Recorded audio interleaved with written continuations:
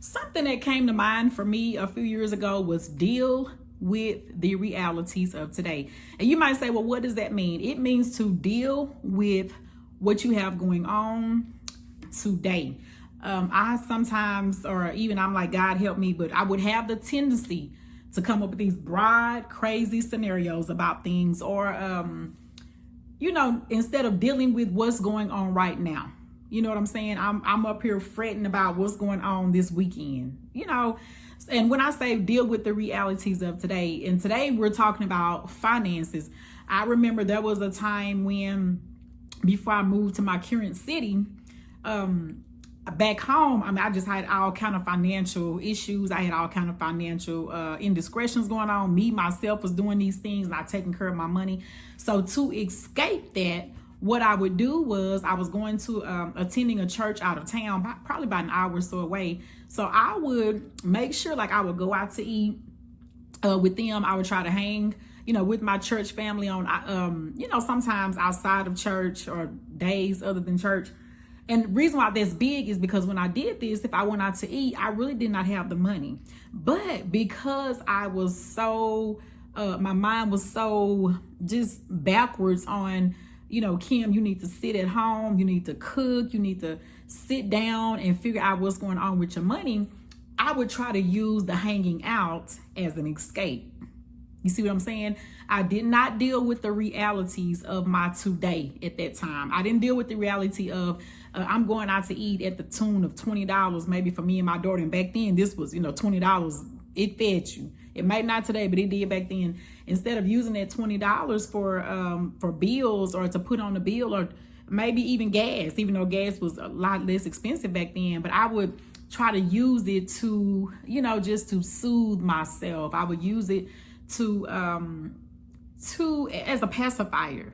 I would use it as, again, like I said, it was my escape. It was my escape to hang out, to go to an event, to go out to eat, instead of being at home dealing with what was really taking place. It's like at home was like everything was burning down. But I didn't want to deal with it. I did not want to deal with it. And I thank God that I did not have to smell like smoke the rest of my life with those fires that I created. He helped me to get out of them. But y'all, deal with the realities of today. Sit down, make a budget. And you might say, well, I don't know how to make a budget. Even if you don't make a budget right off the bat, at least go over your bank statement and see where all your money is going. You see what I'm saying? Deal with the realities of today. You have to do that first before you can conquer your tomorrow. You can do it. I promise you can. I have done it. Deal with the realities of today. Stop hiding your head in the sand if you want your financial future to have a positive breakthrough. You can do it. I promise you can. You are looking at a living witness, a living testimony.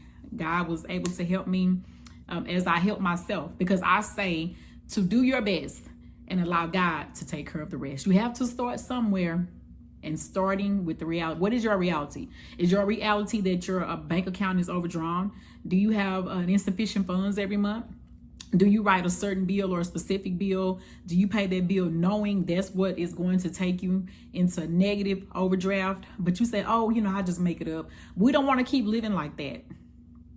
We do not want to keep living like that, okay? Even something as small as you take a library book back and it's going to be late. Y'all, these things like that, they can lead to, not just lead to, but it shows, if you ask me, certain behaviors that we indulge in or that we participate in. We might not know that we do. Oh, it's just 25 cents. Oh, it's just 50 cents. The book is like, you might need that 50 cents for something later on. Deal with your realities today.